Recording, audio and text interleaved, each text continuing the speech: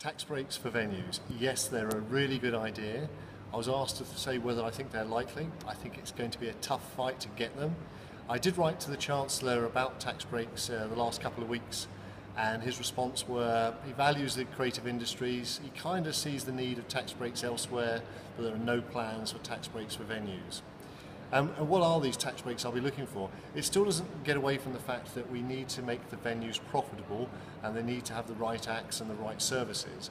What it will do is kind of encourage people to invest a bit in their venues, and if we can do that, I think we're on the right track. Live venues, as we all know, are so important. How are we going to do the campaigning into the future? It's one of those things that there is no one silver bullet that is going to make this actually happen. First of all, we do need to get the ministers on side, the likes of Ed Vaizey and so on. We do need to make cohesive arguments about why live venues are so important to our creative industries, and some of the examples of where it's declined recently. But at the end of the day, it's the Prime Minister and the Chancellor that make these decisions, so we have to get to them. And one of the ways is to just get loads of questions asked through Parliament, get parliamentarians involved, and get them down to their local venues where they can see some of the good works that are going on.